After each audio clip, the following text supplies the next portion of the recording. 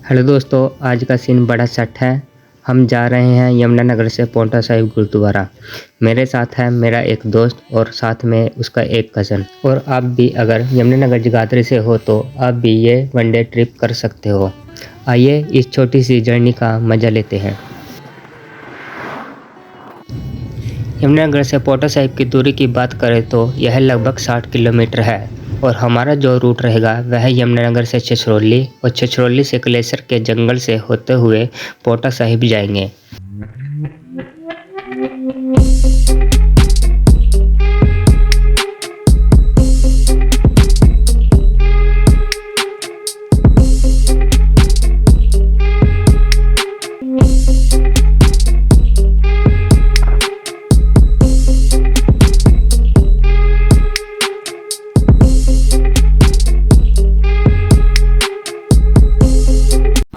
शहर का शोर पीछे छूटा, अब जंगल की खामोशी है। दोस्तों के साथ इस सफ़र में एक अलग ही मदहोशी है।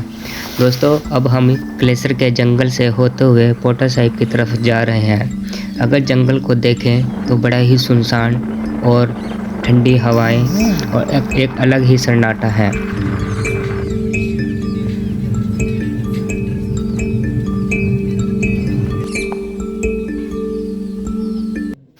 अब कलेसर के जंगल पीछे छूट चुका है और ये हिमाचल की एंट्री पर हम पहुंच चुके हैं। ये हिमाचल का टोल टैक्स प्लाजा है और यहाँ पर जो टोल टैक्स की पर्ची है वो 70 रुपये है। जब आप यमुनानगर की तरफ से आओगे तो आपको ये एक चौक दिखाई देगा जिस पर त्रिशूल लगा है। उसके ही राइट साइड में आपको ये गुरुद्वारे की तरफ जाने वाला एंट्री गेट दिखाई देगा। तो हम इस एंट्री गेट की तरफ मुड़ जाते हैं। दोस्तों, क्या आप जानते हैं पांवटा साहिब शब्द का अर्थ है पांव टिके। कहा जाता है कि दशमेश पिता गुरु गोविंद सिंह जी का घोड़ा यहाँ आकर रुक गया था, इसीलिए इसका नाम पांवटा साहिब पड़ा। गुरु जी ने यहाँ अपने जीवन के लगभग 4 साल बिताए थे। अब हम गुरुद्वारे के बिल्कुल नज़दीक पहुँच चुके हैं और ये हमें एक एंट्री गेट और दिखाई देता है और हम इस तरफ अपनी गाड़ी को मोड़ लेते हैं। वहाँ से थोड़ी दूर मुड़ने के बाद हमें सामने गुरु वाल्मीकि चौक दिखाई देता है। अब हम इधर राइट साइड मुड़ जाते हैं और सामने ही हमें गुरुद्वारे की पार्किंग मिल जाती है। पार्किंग स्टैंड की बात करें तो पार्किंग स्टैंड बहुत बड़ा है। आप अपनी गाड़ी से भी यहाँ आ सकते हैं, आपको यहाँ पर अच्छी खासी पार्किंग मिल जाएगी। अब हम यहाँ पर गाड़ी से उतरते हैं और फिर हम गुरुद्वारे में माथा टेकने चलते हैं।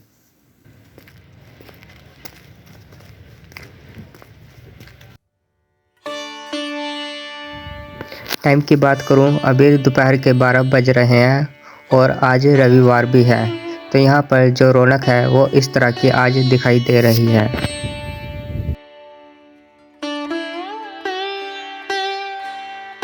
गुरुद्वारे के अंदर जाने से पहले हम अपने सिर को ढक लेते हैं, फिर उसके बाद हम अंदर जाएंगे और फिर गुरु ग्रंथ साहिब जी के दर्शन करेंगे।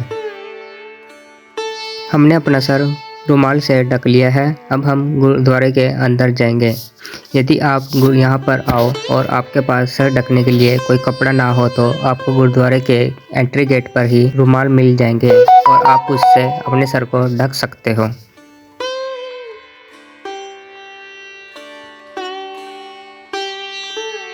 गुरुद्वारे के अंदर आकर हम अपने जूतों को उतारते हैं और फिर हम जोड़े घर पर जाकर इन अपने जूतों को जमा करवाते हैं।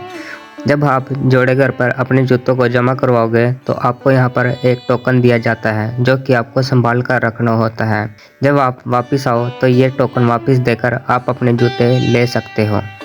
सबसे अच्छी बात यह है कि यहाँ पर जब आप जूते जमा करवाते हो, आपसे यहाँ पर जूते जमा करवाने पर कोई भी पैसा नहीं लिया जाता। यह गुरुद्वारे द्वारा एक निःशुल्क सेवा होती है।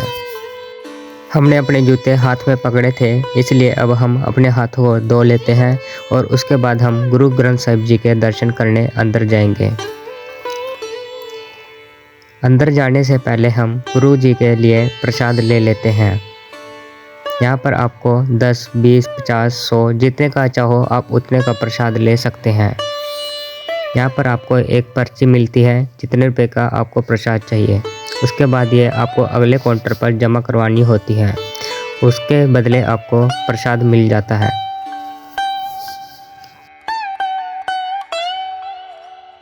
सबसे पहले हम निशान साहिब जी के दर्शन कर लेते हैं।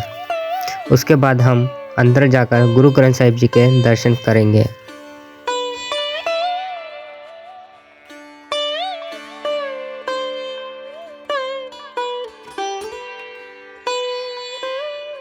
अब हम अंदर चलते हैं और गुरु ग्रंथ साहिब जी के दर्शन करते हैं।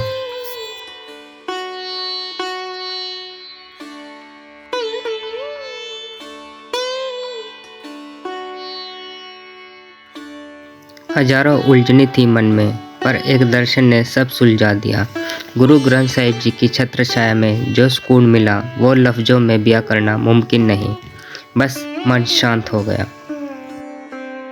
मन को तो शांति मिल गई है, पेट की शांति के लिए अब गुरु जी का लंगर भी चख लेते हैं।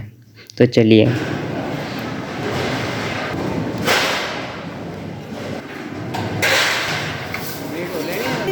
दोस्तों, यहाँ कोई वीआईपी टेबल नहीं होता, सब नीचे पंगत में बैठते हैं। ये इसी बात का सबूत है कि ईश्वर की नज़र में हम सब एक हैं। दोस्तों, ये सिर्फ खाना नहीं है, प्रसाद है। इसका स्वाद दुनिया के किसी भी 5 स्टार होटल से बेहतर होता है, क्योंकि इसमें सिमरन और सेवा की मिठास होती है। अब हमने लंगर चख लिया है और सच बताऊं तो मन भी तृप्त हो गया है। अब हम लंगर हॉल से बाहर की तरफ आ जाते हैं और लंगर हॉल के लेफ़्ट साइड में ये शीश महल है और इस शीश महल के पीछे की तरफ यमुना बहती है। आइए इसके भी दर्शन कराते हैं। ये देखिए गुरुद्वारे के पीछे का नज़ारा कितना खूबसूरत है और ये पीछे की तरफ यमुना भी बह रही है, लेकिन इस टाइम इसमें पानी बहुत कम है। कहा जाता है कि पहले यमुना नदी यहाँ बहुत शोर मचाकर बहती थी, लेकिन गुरु जी के अनुरोध पर उनकी वाणी सुनने के लिए नदी आज भी यहाँ बिल्कुल शांत होकर बहती है। आप खुद सुन सकते हैं यहाँ कितनी शांति है।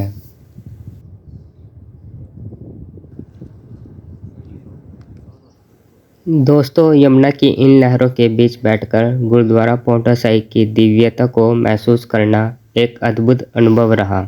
यहाँ की शांति रूह को सुकून देती है।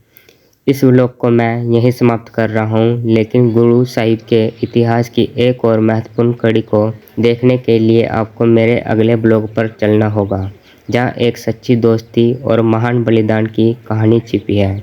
तो अब आपसे मिलते हैं अगले व्लॉग में, और आपको आज का ब्लॉग पसंद आया हो तो कमेंट में वाहेगुरु जी का खालसा वाहेगुरु जी की फतेह जरूर लिखें।